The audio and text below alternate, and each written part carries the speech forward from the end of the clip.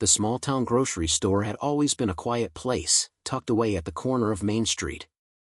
It wasn't the busiest spot in town, but it had its loyal customers, a mix of families and elderly folks who trusted the local store for their day-to-day needs. The owners had just recently changed, and although the transition had been smooth so far, few knew that the new owner was someone with a powerful presence, a black woman named Tasha Simmons. Tasha had been looking forward to the change. She had worked hard to get here, building her business from the ground up, and this store would be her new chapter. The previous owners, an elderly couple, had sold it to her with the understanding that she would bring something fresh to the place while keeping the community's spirit alive. But that day, everything would change. It had started as a typical morning. The sun shone through the windows, and Tasha was stocking the shelves, organizing the aisles, and making sure everything was in place. It was still early, and only a few customers had come in. The soft hum of the store's fluorescent lights and the distant chatter of an old man picking out his groceries made it feel like any other day. Then, the door swung open. Two uniformed police officers, Officer Daniels and Officer Price, walked in with a briskness that immediately caught Tasha's attention. She paused for a moment, sensing something off about their demeanor. They didn't greet her. They didn't say anything. They just stood there, scanning the aisles with a sharpness that seemed overly critical. Tasha, a woman in her 30s with a poised and confident presence, didn't think much of it at first. But as she continued her work, she noticed the officer's eyes following her. It wasn't a friendly glance, it was the kind of stare that made her skin crawl. She tried to shake off the feeling, telling herself she was just being paranoid. But then, one of the officers, Officer Daniels, approached her. "You," he said gruffly, his voice sharp and accusatory. "We need to talk." Tasha's heart skipped a beat, a chill running down her spine. "About what?" she asked, trying to maintain a calm composure. "You know exactly what I mean," he said, his eyes narrowing as he scanned her face. "We've had reports of shoplifting here. We've seen you around, and you don't exactly look like the type who can afford the kind of stuff you've been picking up." Tasha froze, her chest tightening as a wave of disbelief crashed over her. Did he just imply she was stealing? Because she was black? She took a breath, steadying herself. "I'm the owner of this store," she said slowly, her voice steady but laced with the shock she felt. The officer looked at her with raised eyebrows, then scoffed. "Right. You expect me to believe that?" "I'm not lying," Tasha replied, her tone firm now. "I just bought the place. I'm the new owner." Officer Price, who had been standing at the other end of the aisle, moved closer. "We've had complaints, and we're gonna need to check you out. I'm sure you understand." His voice was condescending, dripping with the belief that she was guilty simply because of the color of her skin. Tasha felt a surge of anger flood through her, but she kept her cool. "I'm not stealing anything," she insisted.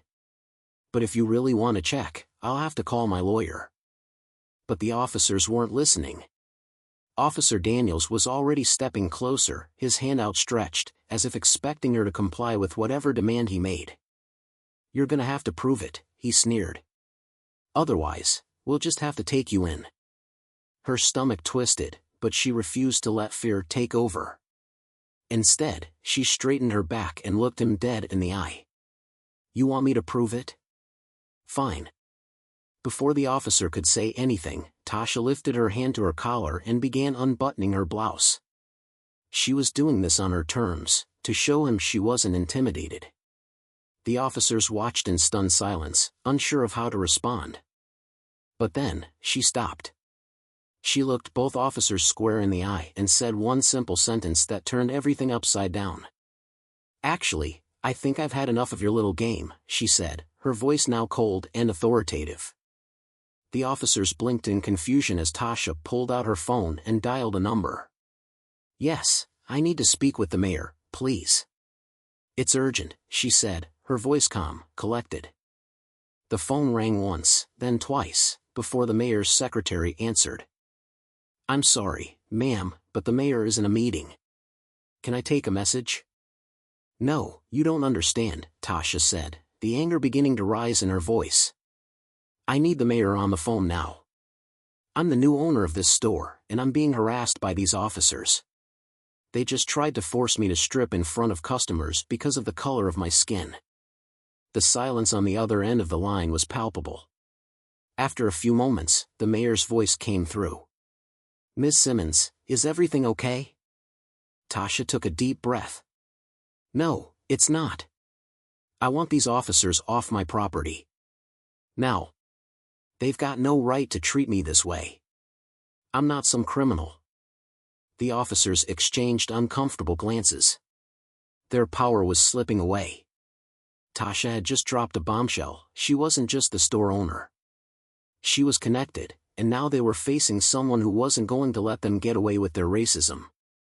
The mayor's voice was firm and urgent. "I'll handle this, Ms. Simmons. Don't worry. I'll make sure you're protected." With that, the officers stood frozen, the weight of their actions suddenly dawning on them. They had underestimated her. They had assumed she was just another black woman they could bully into submission, but they had made a huge mistake. Tasha's eyes narrowed as she turned to them, her voice now steady with authority. "You're both fired. Effective immediately. You're no longer welcome here." The officers stood motionless, the humiliation creeping up on them as the reality of the situation set in. In that moment, Tasha's power became undeniable. She had not only protected herself, but she had also shown these officers the consequences of their ignorance and racism. As they slowly turned and walked out of the store, Tasha's phone buzzed with a message from the mayor's office. "The mayor has issued an official complaint. The officers will be investigated. You have our full support."